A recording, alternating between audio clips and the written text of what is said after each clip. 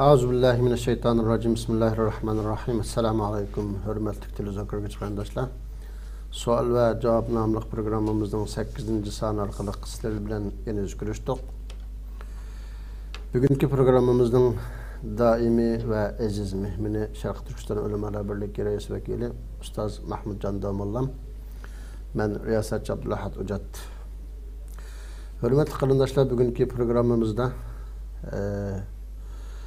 İslam'daki qarz ahkamları hakkında to'xtalib o'tamiz.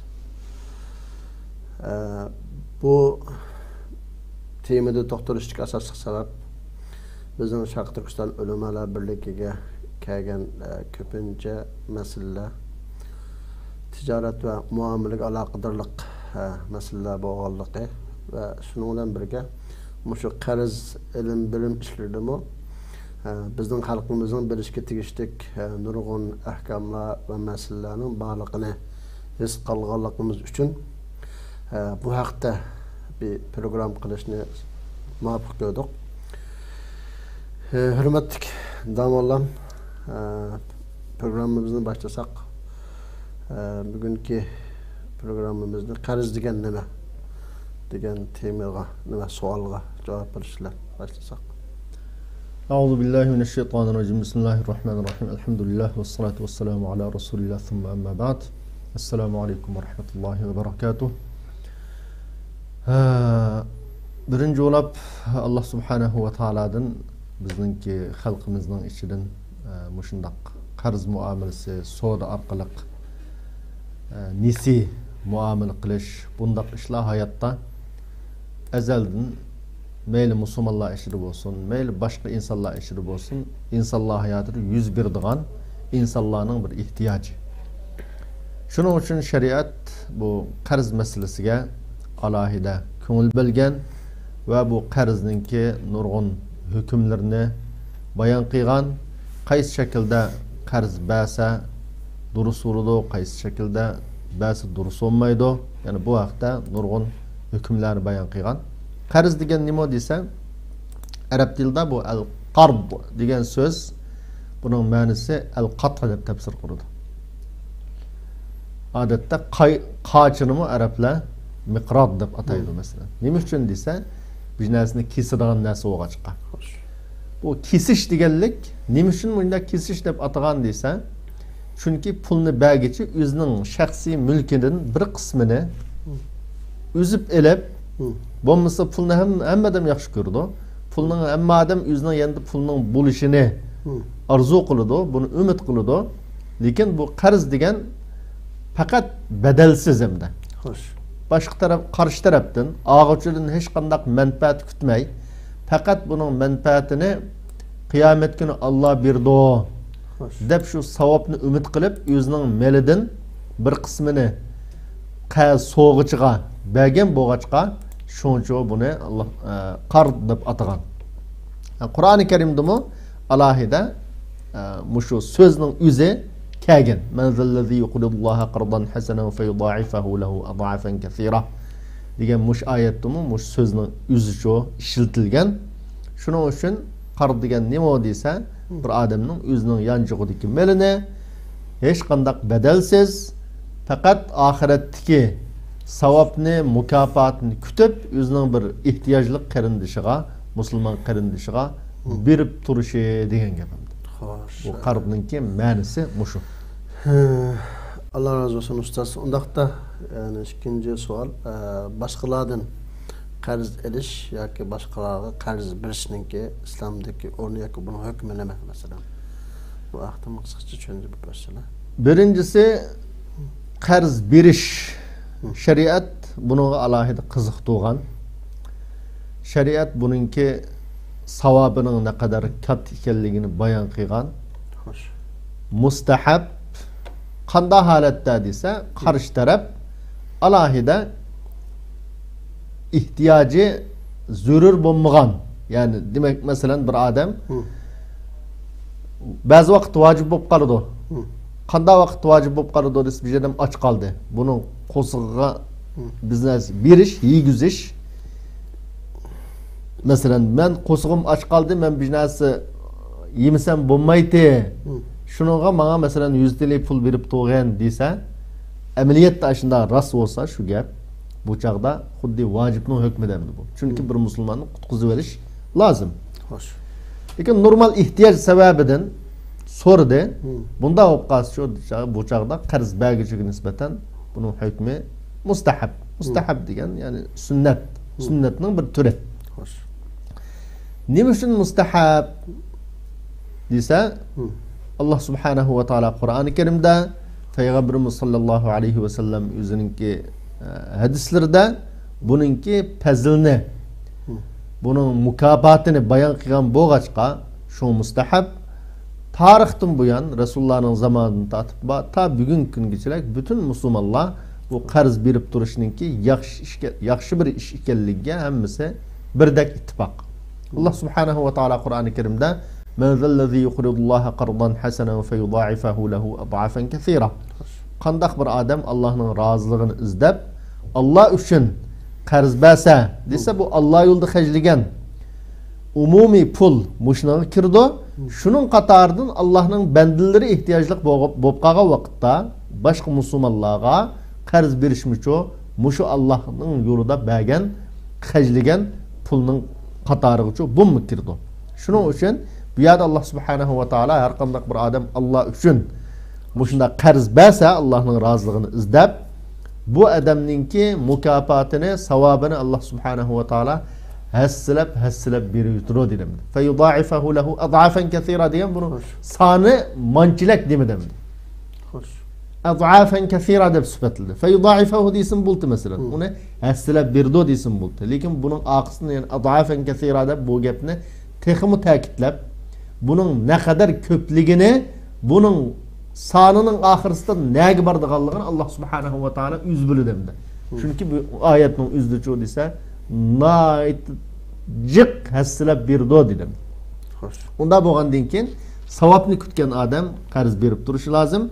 Peygamberimiz sallallahu aleyhi ve sellem bayan kılgan bir hadiste men aqrada musliman merrateyn İbn Mesud radıyallahu anhu bayan kılgan hadiste ma min muslimin yuqridu musliman qardan merrateyni illa kana ke sadaqatiha merra.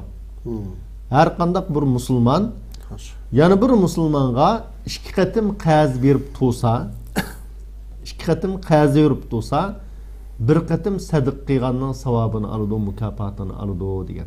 Bu nima degan gap desa, asli bu qarz berganda o malning aslini qaytarib olgandan keyin hech qanday ziyon yo'q hamda. O mal qo'ldan chiqib ketgan ish yo'q. Shu zamonlarda keyin insonlar hozirgi kunda nasarlashib ketdi bu masalalarda. Lekin bir qatim berib ehtiyojini qamdigandan keyin yana pulni qaytarib berdi masalan. Qaytarib bergandan keyin yana bir qatim ehtiyoj tushib berganlikning o'zi hamda bu ash malni sadaq qilib berib o'tgandeklar deb tasvirlagan. Bu hadisni rivoyat qilgan olimlarningki ya'ni tabiiylarningki birisi Süleyman ibn Azan degan kishi yana bir hadis rivoyat qilgan Ibn Mas'uddan rivoyat qilgan olimga qarz berib turibdi ekanda, qarz berdi ekan. O odamning ismi hozir kallamdan qochdi. Qarz berib shuni bilan har doim maosh olgan vaqtda o davlat xizmatchisi ekan. Maosh olgan vaqtda pulni qaytardi ekan. Maoshni yetmagandan keyin yana aldı ekan, yana qaytardi ekan. Bir qatim shunda pulni elib, undan keyin maoshni olgan vaqtda nayt kelib pulning egisi qarz berguchi xapolabla pulni berman vaqtida pulni berib deb qattiq gap qilibdi-da. Qattiq gap qilgandan keyin beribdi, bak ko'ngli kelibdi. Qarz olguchining. Ko'ngli kelib, yana ma'lum vaqtdan keyin ehtiyoj tushib, pul tugab yanada. Qayt yana beribdi bu Süleyman ibn Azan degan adamning yaniga. Berib, "Men yana pul beribdi" degandan keyin, "Voy, berim pulni zada" desa, "Azab oldin Xudoda, men shunda qattiq gap qilding ya." Bak ko'nglim keldi degandan keyin, "Voy, men qaytarib bergan pulning o'zi bor hozir yanimda" deb ayolini to'lab, "Men pulni tugib qo'ygan nimaning ishidir." Xo'janni chiqqan yani pul bugungi kunda xuddi portmal deganda burungi zamonda latib odatda chigib saqlaydi pulni. Shuni chiqqan deb chiqqandan keyin men sen bergan pulning o'zi bunda xajlamabsa bu pulni, onun alohida ehtiyojim yo'q ekan, nima uchun men shunda qattiq gap qilib pulni olding desa, men sendan bir gapni anglagandim, shu sababdan bunda qildim degandan keyin nima gapni anglagan, mening nima gapimga asosan bunda qilding desa, sen İbn Mas'ud radhiyallohu anhudan ma min muslimin yuqridu musliman marratayn illa kana ka sadaqatiha marra degan mush hadisni sendan anglagan men. Bir musulmon yana bir musulmonga 2 qatim qarz yurib tursa, bir qatim sadaq qilganning mukofotini oldi deb anglagan bo'lganligim uchun shu men pulni cho sendan elab ehtiyojim bo'lmasmi, yana ehtiyojing tushgan vaqtda qaytib beray deb mushunaq dedim deb Ibn Majah rahimahulloh mush hadisni bayon qilishining sababini mush voqealikni ekkagan. Demak, qarz berib turishning o'zi bulapmi baga odamga qayta berib turishning o'zi pulni qaytarib bersa, bu nurg'un mukofotga, nurg'un savobga erishishga sababchi bo'lgan katta bir ishimdi. Undaqda zamonlar masalan yuqorida biz bu qarz berishninki masalan hukmini mandub yani dedik. Mustahab. Xo'sh. Bu mustahab bo'lgan bo'lsa-mu, ya'ni yuqoridagi oyat hadislarga qaraganda buningki naqadar fazilatlik bir ish ekanligini ta'kidlash mumkinmi? Albatta, mustahab degan sunnatning bir turi hamda bu. Masalan, ba'zi odamlar bu sal qaraydigan masalalar mustahab desa, bunaqasin bo'ldi, yoqamsin bo'ldi deydigandek. Bu yuqorida agar shu qarshi tarafninki, so'rg'ichininki ihtiyoji qarta normal ehtiyoj bo'lsa mustahab. Agar uni qutqizib verish darajadagi xatarlik holatda bo'lib qolsa, o chaqda buning hukmi vojib o'zgardi. Masalan, bir odam doktorxonaga kelib qoldi yoki bir zarur bir safar va zarur ya masalan doktorxonaga kirib qoldi deylar. Masalan, maishlak pul bo'lmasa, 1000 TL pul bo'lmasa, ya bu odam o'lib ketish ehtimolligi bor. Bunda vaqt bo'lib qolsa, cho'qim musulmonlar darhol buni i'ona qilib, agar i'ona qilishga qudrat yetmaydigan bo'lsa, shu gadiniga qarz subtirim bo'lsa, berib buni qutqizish lozim. Bu chaqda bu vojib bo'ladi, shu pulus va odamning gadiniga vojib bo'ladi bu chaqda. Lekin normal bir odamningki anda hayoti tahlikalik emas, unda xatarlik holatda emas. Ehtiyoji bor lekin. Bugungi kun masalan uyning ijarasini beramidi deylar yoki tokning faturasini beramidi, u bo'ldi, bu bo'ldi, nurg'un ehtiyojlar bo'lib turdimda. Bu shunday ehtiyojda agar imkoniyat bo'lsa, qarz berib tursa, buning mukofoti shu nihoyatda katta, yuqori. Endi qarz elishning shu savolining yana bir tarafi bor. Ikkinchi tarafi qarz elishning hukmi nima desa, bu durust. Lekin inson amal qilib qarzdan qochish lozim. Chunki payg'ambarimiz sollallohu alayhi vasallam alohida har doim Alloh subhanahu va taolodan qarzdor bo'lib qolishdan panoh tilaydi. Agar bu yaxshi bo'lgan bo'lsa, qarzdor bo'lib qolish payg'ambarimiz cho'qim panoh tilamaydi. Buning naqadar xatirning yomonligi, inson berib olmay qarzni pulab keyin o'lib ketishi mumkin masalan. Yoki o'lib ketmagan taqdirdimi, bu bir xo'rlik hamda. Boshqalarning oldida bir xo'rlik, bechorlik. Musulmonning xo'r bo'lib qolishi bu to'g'ri emas. Unda bo'lgandan keyin amal qilib musulmon tirishchanlik qilib yashash lozim, amal qilib qarzdan yiroq turish lozim. Agar qarzni olgan taqdirda cho'qim Allohning yordami bilan o'taymi ma qarzni degan niyat bilan elish lozim. Lekin elishning o'zi mubah hamda. Ya'ni ehtiyoj qattiq zarur bo'lmasa, amal qilib olmaslik lozim. Chunki payg'ambarimiz shu tilagan duolarining biri Allohumma inni a'udhu bika minal hammi wal hazan va a'udhu bika minal ajzi wal kasal va a'udhu bika minal jubni wal bukhl va a'udhu bika min ghalabati ad-dayni va qahri rijal deb ashadi cho qarzdan panoh tilgan hamda. Shuning uchun va uningdan boshqa nurg'un duolarni minal g'urm deb ba'mdi. Shunda qarzdor bo'lib qolishdan panoh tilgan, qarzdorlikning naqadar xatarli ekanligini bayon qilgan. Unda bo'lgandan keyin amal qilib olmaslik lozim. Qattiq ehtiyoj tushgan vaqtda shu qarzni olmasa, amal bo'lmaydigan vaqtda asu durust bu odamning haqqida, lekin berish niyeti bilan cho'qim inshaalloh men mana tirishchilik qilib pul tepib cho'qim berman degan niyat bilan elishi lozim. Chunki alaqa nima uchun desa, qarzdor degan bir inson ehtiyojli bo'lmasa, normal insonlar ehtiyojli bo'lmasa qarz so'maydi degan. Shunga payg'ambarimiz yana bir hadisda Anas radhiyallohu anhu dan kelgan bir hadisda ra'aytu laylata usriya bi ala babil janna as-sadaqatu bi 10 amsalha wal qardu bi 18 deb bir hadisni bayon qilgan. Bir qism muhaddis olimlar bu hadisni zaif deganlar bor, lekin hasan deganlar bor. Hadisning o'zini mazmuni to'g'rimda. Degani men osmonga chiqqan kuni ben cennetning bir ishkiga sadaqaning mukofoti 10 hassa, qarzning mukofoti 18 hassa deb muydaq yazıqliq ekanligini ko'rib Jibril alayhissalomga bu nimada bu qarz berishning o'zi sadaqadan afzal deb so'rasam Jibril javob berdiki, chunki sen sadaqani mumkin ba odamga bersa so'rgan odam, sadiq so'rgan odam masalan, hatto endi bo'lishi mumkin. Endi bo'lsa-mu ehtiyojli mavda bersa o'zang. Lekin qarz shu bilmay, qarz shu desa, ehtiyojning sababini so'raydi haq. Eğer kun qolgan vaqt so'raydi, qarz so'rashga asos ish emas. Unda bo'lg'achqa shu buning mukofoti shu bo'shliq katta deb bu hadisni bayon qilgan. Unda bo'lgandan keyin shunga ehtiyojli bo'lgan vaqtda, zarur bo'lgan vaqtda so'rashning o'zi durust. Amal qilib qarzdorlikqa kirib qolmaslikning o'zi bu muhim. Buningdan panoh tilash ham zarur. Xo'sh, Alloh razı olsun ustoz. Endi bu qarzningki yo'lga qo'yilishidagi hikmat nima hamda buni tushunib o'tasizlar. Birinchi bo'lib Allah subhanahu va taolo insonlarning hammasini barobar qilib yaratmagan. Hammasi her tarafdan farqli.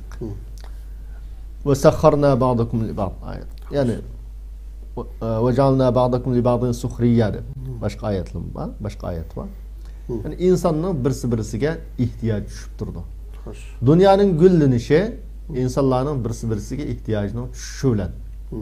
Bo'lmasa ehtiyoj tushmaydigan bo'lsa, bu dunyoda yashashning nima zaruriyati bor. Erning ayolga ehtiyoji bor, ayolning erga ehtiyoji bor.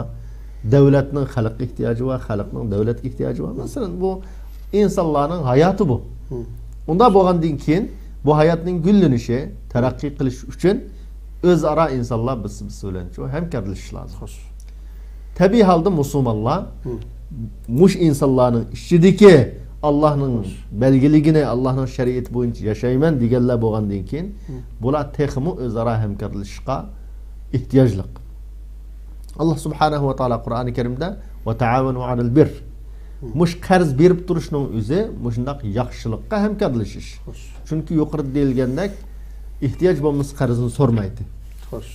So'rmagandan keyin ehtiyoj bo'lg'ach so'rdi.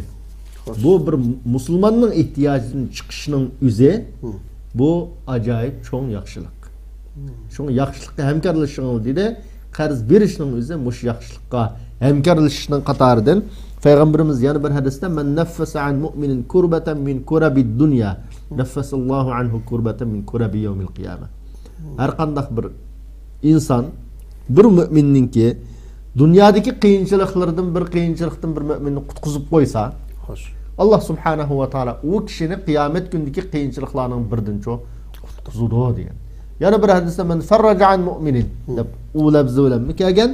Demek bir musulmonning xafaligidan qutqizib qo'yash bir musulmonni bu ajoyib katta savobi katta mukofotga oid katta bir ish. Bu qarz berib turish shu musulmonni qiyinchilikdan qutqizish bor. Shuning uchun eng birinchi buningki hikmati nima desa, bir musulmonni qutqizish, o'zaro birisiga yordam berish. Bu birinchi hikmati. Ikkinchisi dünyadaki nurgun sod sanaat deyli. Bulamı muşundak münasebet arkalık gülünü de terakki kıldı. Mesela bir adam öy saldırdı. Hoş. Mesela yağatçılık kılıdı, hüner kılıdı. Muşuladımı bir xuddi adam hüneri bilen manın menfaat yetkizdi. Madem ço onun pul veriş arkalı onun menfaat yetkizdi. Muşundak bu menfaatini almashtırış hem. Qarzning üzerinde hususan muşu hünervercilik kirib ketidi. Nurgun soda setiq bu kirib ketidi. Mesela bir adamninki beg'ava deyle, bag'dagi mevani aldigan ish var. Mesela şu o bag'dagi mevani elib, taxu pishqa vaqtdan yig'digan gap. Şeriat yol qo'yilgan sodalarning biri hamda. Mushumni nima kirdi desa, mushu o'zaro muomala qilishninki qarz berib turish va qarzlar bo'lib qolish orqali dunyo gullanadi, insonlarning hayoti gullanadi, insonlarningki ishlari yurishadi. Agar hamma narsa nahv usulida desa, masalan mashinchininki kirsa bu chapan nahv bo'lmaydi. Chuqum uni o'lchimini olib tikadigan gap. Shu nisi bo'ladi hamda. Anın hüneri nisi uludu ya berdiğin pul nisi uludu. Nurgun taraftan nurgun hünerinki güllenişi, terakki kılışı, insanların işlerinin yürüyüşü için bu birip duruş mesela yani nisi muamele kılış sodilda bunun hemmisi şu bulaşıklı işler.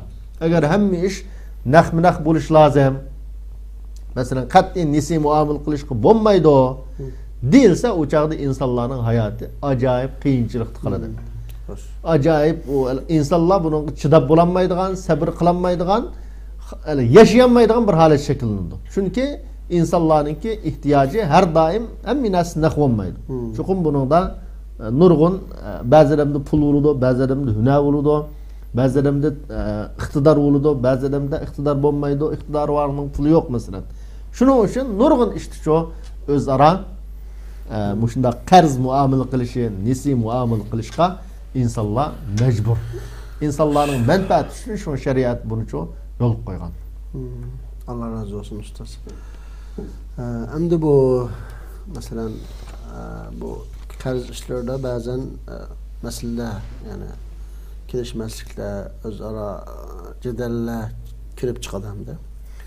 Mushundaq ishninki oldini olish uchun yoki bu o'zaro bir masala chiqmaslik uchun bu shariatga uyg'un bo'lgan qarzningki rukunlari qaysi yoki bu qarz bergan vaqtda hamda har ikki taraf berguvchi va olg'uchi nimalarga diqqat qilish kerak, ya'ni qaysi shartlarga, qaysi asoslarda bu ishlarni qilish kerak? Qarzningki tabiiy holda olimlarimiz asosli 3 turlik ruknini bayon qilgan, asosni bayon qilgan. Buning birinchisi shu qarz elishdiki olgan vaqtdagi, bergan vaqtdagi deyishgan kelishim, ya'ni so'zlashma. Xo'sh. Buni chuqum qarz berdim, oldim degan narsa bo'lish lozim. Amal qilib yezish lozim. Bu eng muhim noktalarning biri. Allah subhanahu va taala Qur'oni Karimda ya ayyuhallazina amanu iza tadayantum bidaynin ila ajalin musamman faktubuh. Xo'sh. Bu odatda umumiy nisi muomala kirib ketirgan masala. Yani her qandaq adam nisi bir ishni qilsa, yani bu yalg'iz qarzlama emas. Bir to'xtamliq bir ish bo'lsa qanday? Yani olimlar shunga biz kallamizda kelgan qarz bilan nisi muomalani ayiradi. Bu nisi muomala degan umum gap. Bir adam masalan mashinani nisi olishi mumkin. Yoki uyni nisi olishi mumkin, boshqa tijorat mollarini nisi olishi mumkin. Buni chuqum yezib ma'lum vaqtqichalik, paloni vaqtqichalik men berman. Ma mashinaning pulini ya palon narsaning pulini deyish lozim. Buni yozish lozim. Qarz degan nima desa yo'q. Buningda ham sotquchiga ham olg'uchiga foyda va ish masala avo. Masalan bizda uy sotdi, lekin uyning pulisi nisi bo'ldi. Sotquchiga foyda va uyni sotdi chunki. Olg'uchiga uchun foyda va uyda o'ltirdimda. Lekin bu qarz masalasi shu desa biz aviatni boshda o'tirib qo'ygan. Fakat men masalan sizlardan pul elib o'zimning ehtiyojiga ishiltish. Bunun bedeliga sizlar hech qanday foydalanmaysiz. Savobdan boshqa qanday foydasi yo'q. Hech qanday savobdan boshqa hech qanday foydasi yo'q. Unda bo'lgandan keyin shuni eng birinchi o'ylab, mayli mushundaq savobini kuturgan qarz bo'lsin, mayli nisi sodlar bo'lsin, mayli shirkatchilik ish bo'lsin, hamma ishni shu yezib qilish lozim. Ya'ni men qarz berdim, Eğer yazmagan takdirde çokum guvaçı bulaş lazım. İşki guvaçı aş muamele ço buluşu lazım. Aynı bulmaganda bir adam mesela bir adam kazaldı ya nisi muamele kıldı. Yazıp mı koymadı guvaçın bulmadı.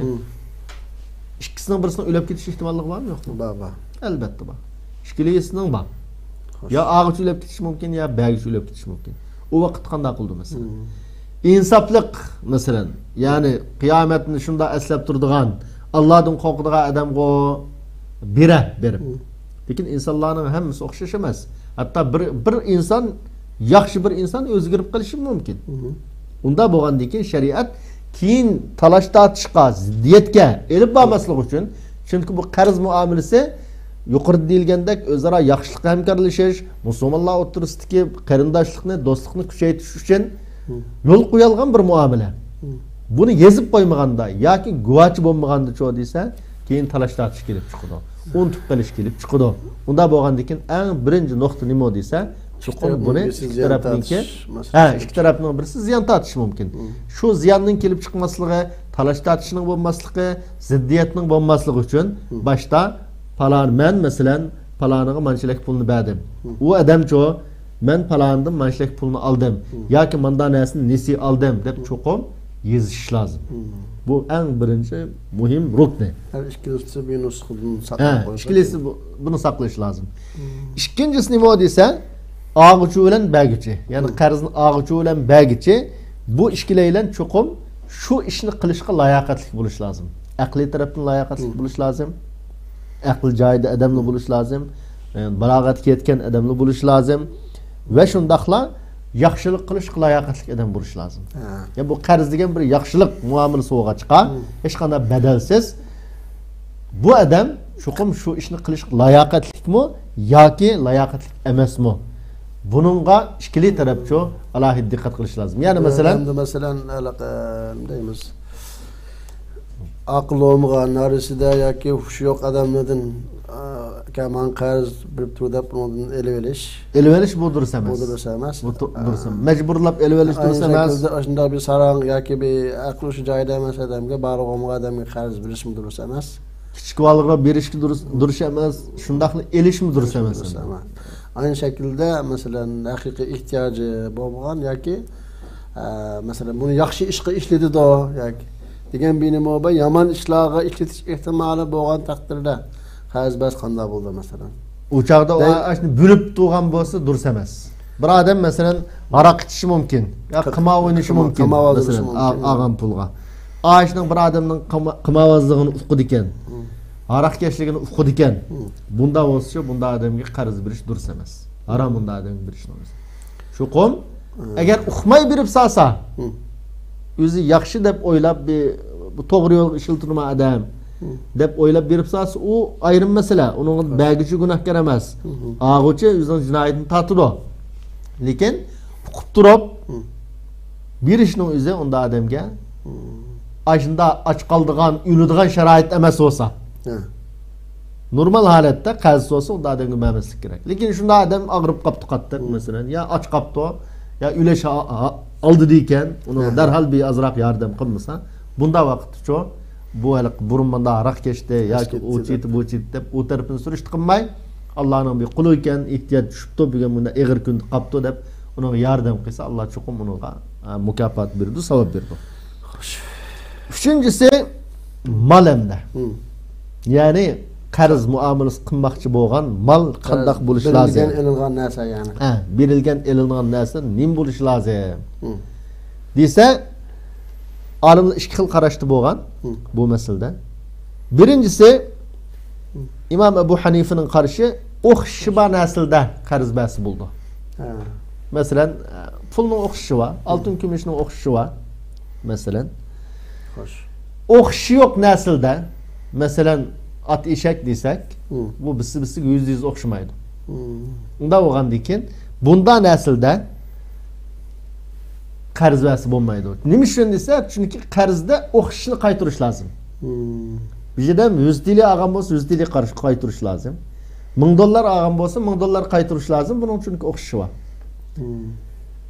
Uningdan boshqa masalan hayvon desak, makala bilen makala dep ikisini %100 tak okşatqın olmaydı bunu.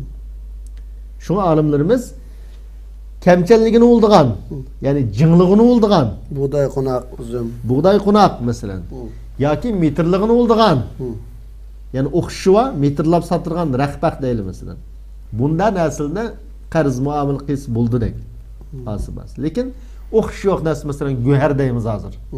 Hiç kişim o güherinin nimeligini aniq bilmeydi. Bir adam kopap ma güher deyse, yani bizse ma güher deyişi mümkün. Yaki cin mervayet deyimiz mesela. Andak nait azıoğan. Yaki uçurgan taqdirdi mu bisi-bisiga %100 okşışını tapqın olmaydıgan. Tapqını boğan taqdirdi mu nait qiyinchilik bilan tapqını olduğan. Bundan nesilini ço qarz muamil qis bolmaydı buna. Yagli. Cumhur alimlar yani köpinci alimlar her qandaq selam deb bir sodu var şeriatta. Yani nisi mesela bağdaki xo'mi deyle, üzüm deyle. Muşundaq pulni naq berib, malni keyin gadanda qaz qilib, malni keyin topshirdigan, topshirishga bo'ladigan har qandaq narsani qarz bas bo'ladi. Buni qarz muomil qilsa bo'ladi. Bu narsa mayli jinglindigan narsa bo'lsin yoki o'lchindigan narsa bo'lsin, uning hech qanday farqi yo'q deb qargan. Bularni lekin nima bilan ittifoq shunda o'qish tepilmaydigan narsalarni bilmaslikda. Mesela ayna güherga o'xshagan ya marvayatga o'xshagan uning o'z ayni tepilmaydigan narsalarni cho bir ishni cheklagan. Bugungi kunda masalan pullardan ma'lum bir pul vati, bu pulni o davlat burun masalan Yevropaning har qaysining ayrim pul vati. Hozir euro oldu masalan. Hozir Fransiyaning burunqi frank Fransiya masalan yoki Germaniyaning burunqi puli bo'li bilan qarz muomala qilish bo'lamdi desa bo'lmaydi. Çünkü o amelden kaldı hazır. Unda bo'lgandan keyin hazır nima ishlayotgan bo'lsa, nimani qo'llanayotgan bo'lsa, insonlar shuni bilan cho muomala qilish lozim. Rahmat siz, Allah razı olsun. Endi bu qarz elish berish jarayonida yana kelib chiqadigan bir ish bor. Bu bo'lsin masalan qarz olgan odam bana bir aylık ya 2 yıllık ya 1 yıllık mamçak miktarda pul öp duruslar. Deydi ya ki qarz bilib duruslar tapqandı birey. Deydi yakınına adam bolsa. Endi bu şarait aslida qarz berguvchi adam. Mesela men sizga pulni 6 oylik birimi 6 oylik qaytarib bersiz deb bu ma'lum muddatni to'xtatib berishning hukmi nima? Bundan qilsa qanday bo'ladi? Her ikki taraf uchun bu haqda qisqacha tushuntirib o'tsak. Asli bu qarz degan islomda muomala ikki xil bo'ladi. Birisi yaxshilik qilish. Yani boshqalarga yaxshilik yetkazish muomalasi, yana birisi bedeliga bir narsaga erishish muomala, tijorat muomalasi. Yani men pulni berdim, uning o'rniga uchun bir narsa olaman. Yoki uqud tabarruat dedi yaxshilik qilish degani shu mush qarz shuning turidan hamda. Yani men masalan siz qarz bergan bo'lsanglar, uning hech qanday bedeliga mukofot oladigan ish yo'qmi dunyoda? Moddiy foyda oladigan ish yo'q ham. Bunda bo'lgandan keyin shunga berguvchi, yani jumhur olimlar pulni berguvchi odam yaxshilik qildi bizning qarindishiga.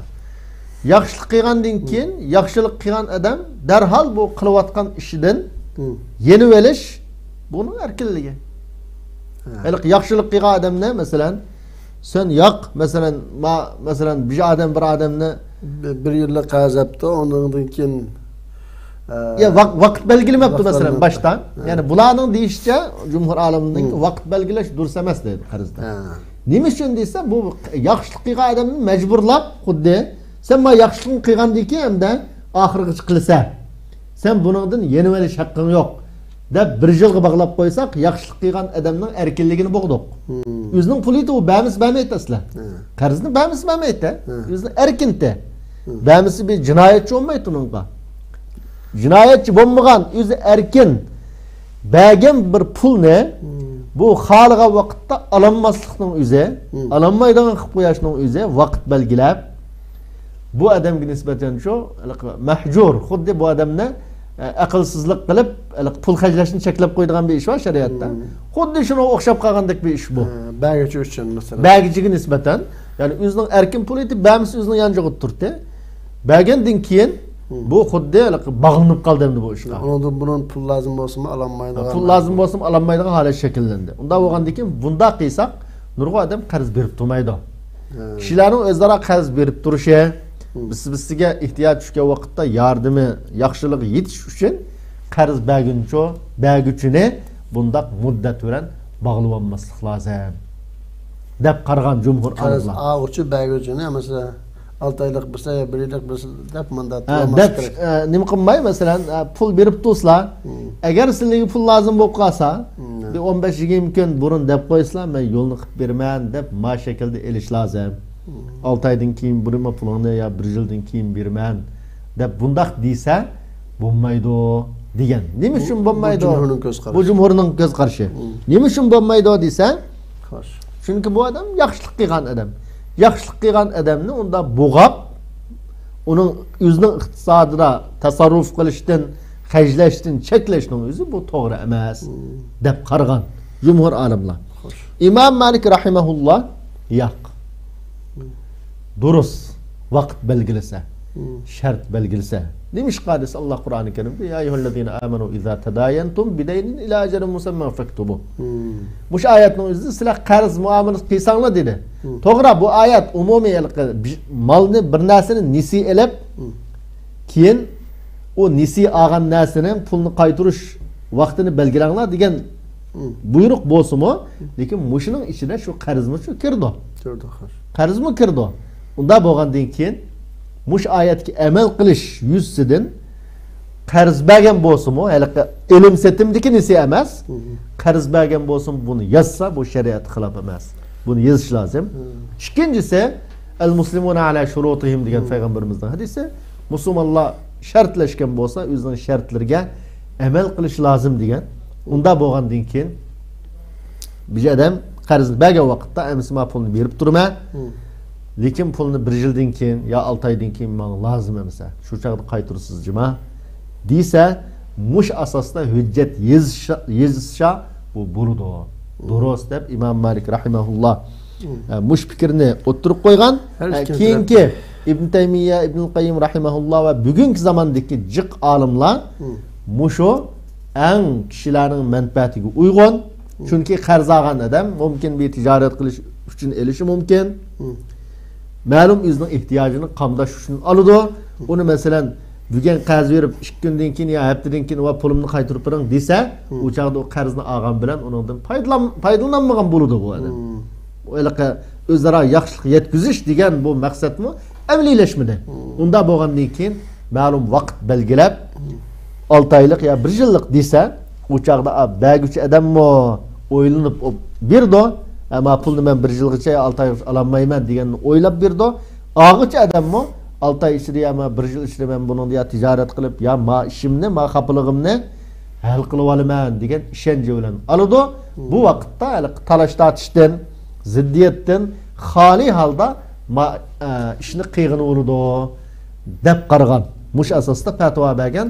Unda bo'lgandan keyin bugungi kunda bo'libmi o'zaro shunday qarz muomalasi qilganda chuqur vaqt belgilab yezishib qilsa bu shariatning umumiy ruhiga zid emas, uyg'un shunday qilish lozim. Ya'ni silimish manfaatni vujudga chiqarish uchun Imom Malikning ko'z qarashini kuchaytirgan. Xo'sh, tabiiy men kuchaytirish nimamni yo'q. Ya'ni buni mushu fatvoni to'g'ri deb qaraymiz yani. To'g'ri deb qarayman. Nima uchun desa, bu amaliyat qarasak, masalan, amaliyat qarasak bu ikkili tarafning manfaatini vujudga chiqardi. Manfaatning amaliylash uchun bu shunday bo'lish lozim. Nima ish qadisa, qarz berguchi o'ylanmay, men xalqani elib olaman deb, masalan, qarzni berdiraylik bugungi kunda. Qarzni berib 15 kundan keyin pul lozim bo'ldi. O chaqda olay desa qarshi tarafda pul yo'q, qanday qilganda?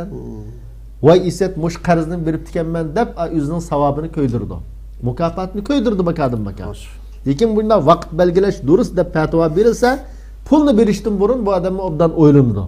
men ma pulni bersem 6 ay alanmayman. Şunun için berişim lazım mı ya bermesligim lazım mı dep o'ylanib berdi. O'ylanib bergandan keyin ağıç adammo a pulni 6 aygacha mendan talab qilmaydi mana men 6 aygacha ya ma tijoratni qilib ya ma ishni qilib ma pulni topalayman degan ishonchi bilan xotirjam a pulni ishlatalaydi. Agar unda bo'lmagan desa berguchimi bir aram ağıçım için kaçan pul so'rab qalaki deb bir ishni erkin xotirjam qilolmaydi.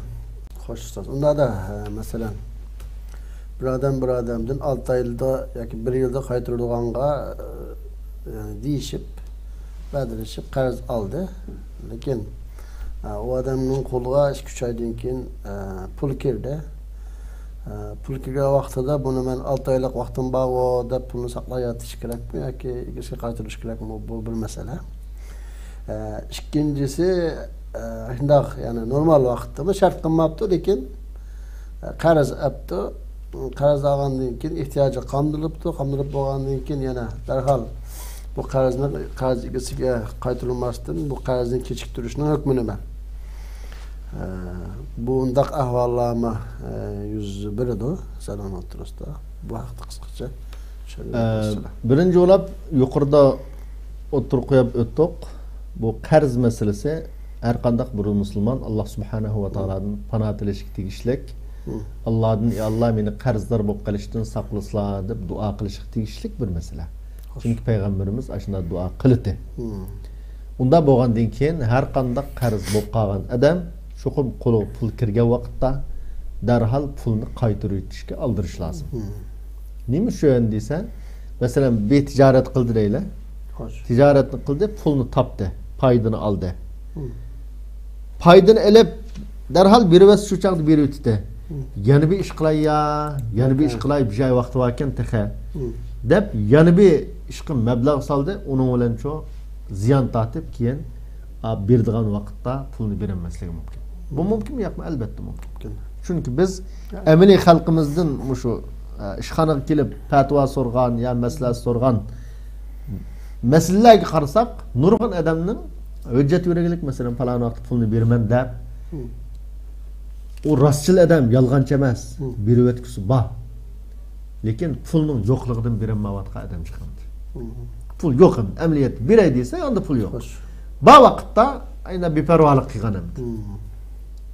Keyin ondan o ya o tijoratida qattiq ziyon tortib ketdi, ya shirkat vayron bo'ldi, ya bir ish bo'lib shuni bilan beray desa, qat'iy berenmeydigan şunday holat shakllangan ahvollar jiq.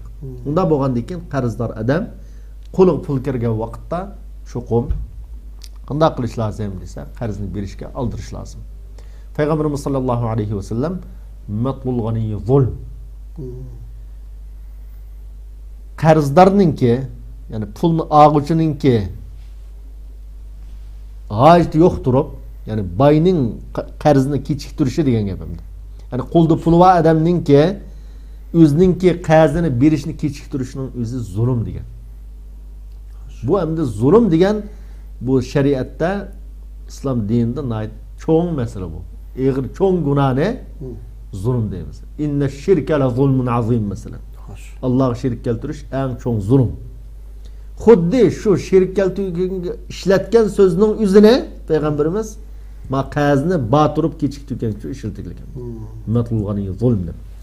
Boshqa nurg'un hadisda payg'ambarimiz sollallohu alayhi vasallam imom Ahmad bayon qilgan bir hadisda bir odam o'zininki o'lib ketgan qarindosh haqida so'rgan. Xo'sh. Mening qarindishimning ahvoli qanday? Uning bunda qazvati ahvoli qanday bo'ladi degan vaqtda payg'ambarimiz huwa mahbusun bidaynihi faqdi'an. O'zining qazi bilan shu sunnat qilg'iliq u hozir. Hatto har qancha yaxshi odam bo'lib ketsa-mu, qarzdor bo'lib qolsa shu bu qarzdor odamninki jannat kirishiga to'sanchi bo'lgan narsa nima deysiz qarz. Shunga u qarzini shu sen ado qilgin deb buyurgan.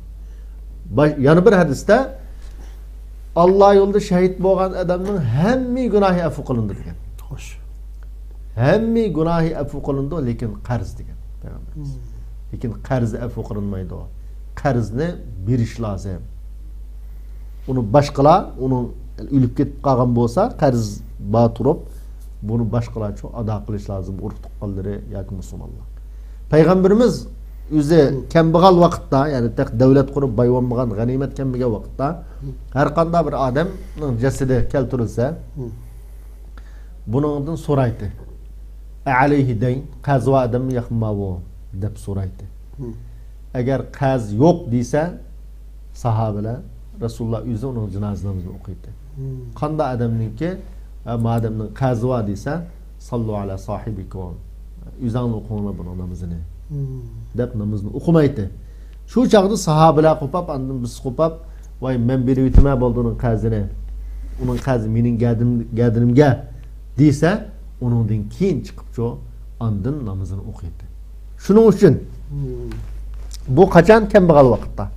Keyin Rasululloh boyulab, ya'ni davlat qurilib, kofirlar bilan urushib, g'animatlarga erishib, boy bo'lgandan keyin cho desa, ana awla bi kulli mu'minin an nafsihi.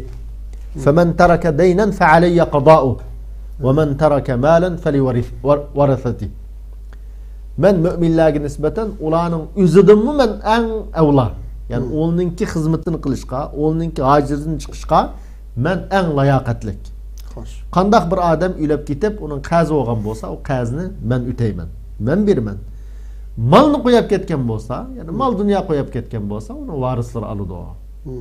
Dep Rasulullah devletning reis bo'lish sifati bilan cho qarzdorlarning qazini o'tashni o'z ustiga olgan.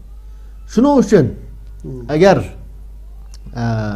davlat boyulab, masalan, yoki ma'lum bir tashkilot qattiq yenda shuna pul olib boy bo'lsa, shu xalqning ishidan, shu musulmonning ishidan bir odamning ashuna qazi va o'lib ketib qolgan bo'lsa, uning meli bo'lmasa, meli yo'q, varislar qolgan bir narsa yo'q. Bunda bo'lib qolsa, agar davlatning o'tishi, davlatning sharoiti, imkoniyati bo'lsa, vojib bo'lib shu chaqda. Agar davlat bo'lmay yoki davlatning sharoiti bo'lmasa, chuqum shu jamiyatdagi iqtisod egallarininki, bu odamninki qazini o'tab qo'yishi bu nihoyat katta mukofotlik, katta savobli bir ish. Shunga shariatda bu qanday holatda desa, qazni beralaydigan sharoiti bor. Puli bor.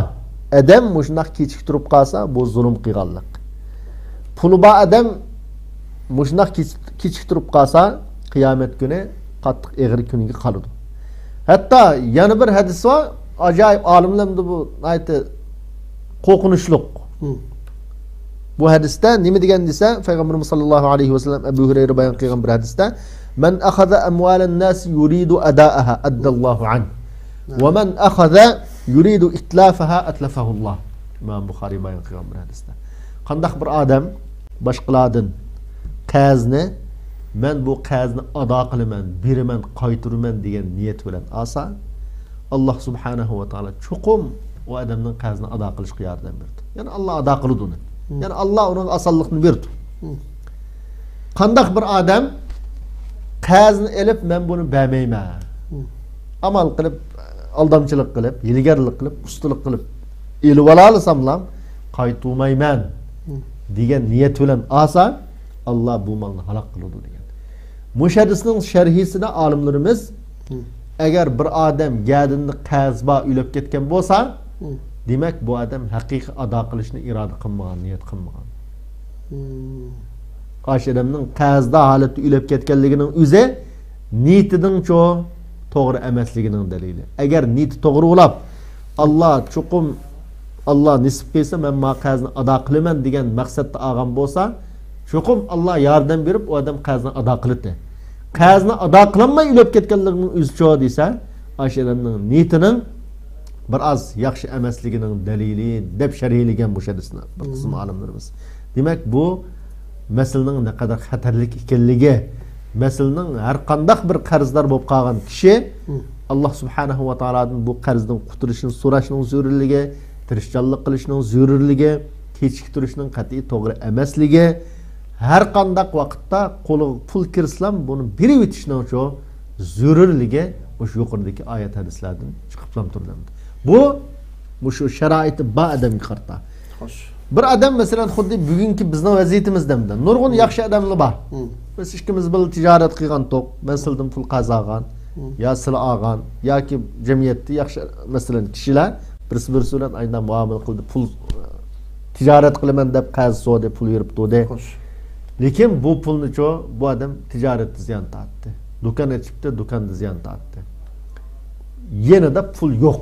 Qayturay desa pul yo'q. O'zining irodasidan tashqari. O'zining irodasidan tashqari, ya'ni u odamning irodasi niyati bor, lekin yanda biznesi yo'q.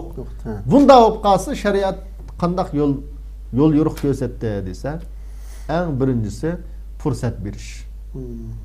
Ashunda qiyinchilikda qolgan, qaytarish imkoniyati yo'q odamga iqtisod egasi shu vaqt berish lozim, fursat berish lozim.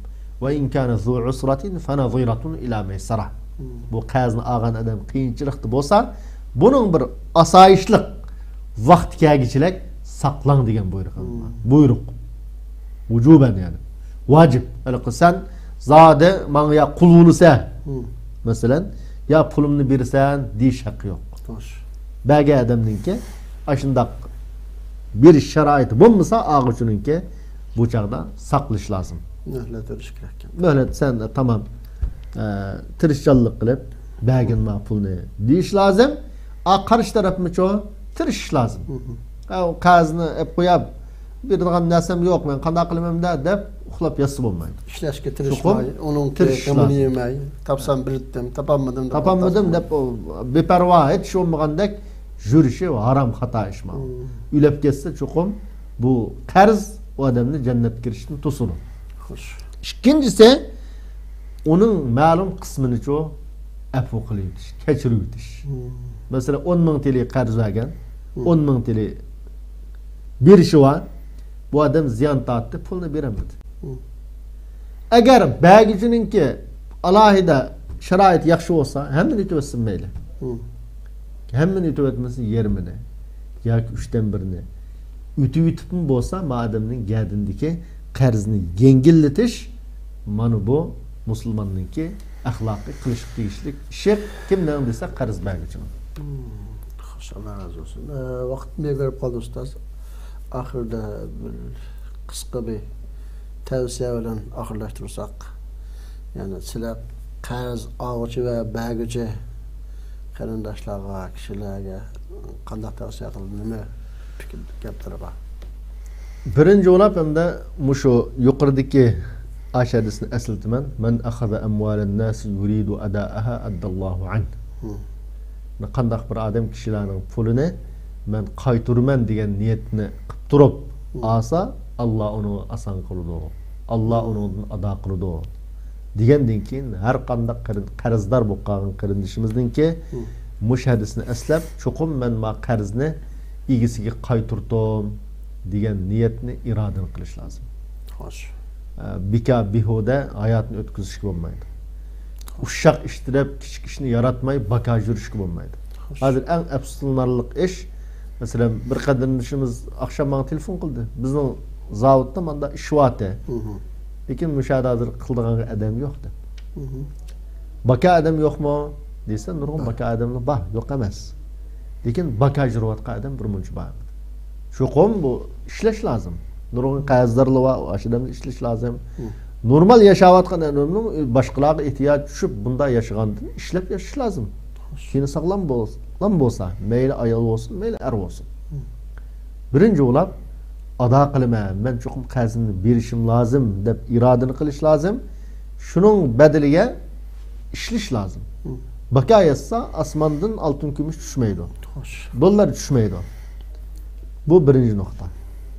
İkinci, anın qarz berib turgan qarindoshlarimizga nisbatan, agar qarz berilgan odamlar zat amaliyotda ashundaq tirishib, amaliyotda ashundaq yanada pul bo'lmasa, zat ziyon tortib ketgan bo'lsa, ularga fursat berish. Va in kana zu usratin fanaziratun ila maysara. Mush oyatni aslab Allah subhanahu va taolo meni mush orqali sinabdi. Men sabr qilay.